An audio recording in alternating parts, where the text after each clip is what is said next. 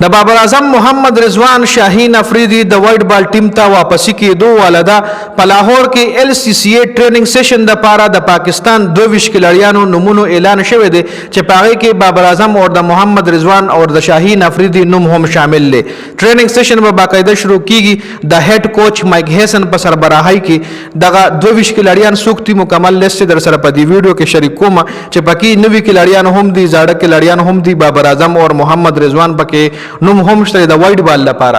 وایټ بال مطلب دا چې راتلونکي ټایم کې کېدای شي د پاکستان کرکټ بورډ پلان چې کوم دی بابر اعظم او رضوان په T20 کې هم وي. لکه مطلب د دې خبرې دا دی چې بابر اعظم او رضوان د T20 نه لا چوټي نه دي کېدای شي د PCB په پلان کې دای شامل وي، خو صرف یو څو دورو د پر دای لیست ریسټ ور کوي یا د کمزورو ټیمانو خلاف چې کم میچز وي پاره کې دای ریسټ ور کوي. دا راتلونکي ټایم کې پته لګي. خو کم کھلاڑیان دغه ټریننګ تربیتی کیمپ د پاره ټریننګ سیشن د پاره دغه نمونه اعلان شوی دی. پاغه باندې په دې ویډیو کې خبره کو.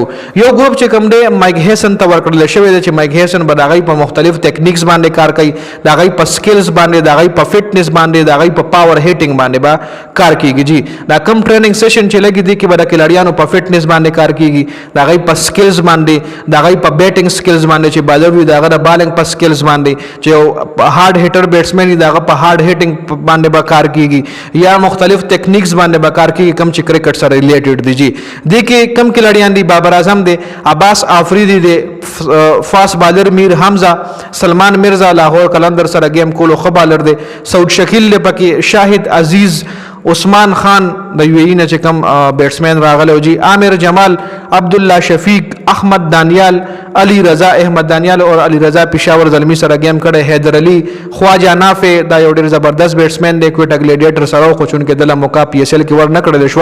څنګه چې محمد نعیم لاهور قلندر د طرف نه شاین شونه کې دی شي داسې خواجه نافع نوم هم مخې راغلی، خو خواجه نافع ته کنسسټنټلی مکمل او نشو. خواجه نافع نه علاوه خورم شهزاد، ماس صداقت، محمد نواز، محمد رضوان، نسیم شاه، شاهین افریدی، سفیان مقیم، طیب طاهر او اسامه امیر.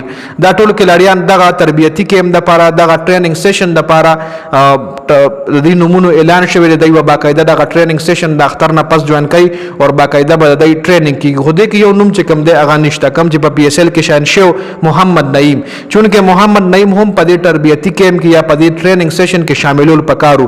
ځکه راتلونکي ټایم کې محمد نعیم د پاکستان کرکټ ټیم خو نمائندګي کول شي، یو خو کھلاڑی پاکستان کرکټ ټیم ته ملاوي دي شي، خو کچري په د باندې پاکستان کرکټ بورډ انویسټمنٹ وکړي. نو محمد نعیم نوم پدې کې نشته.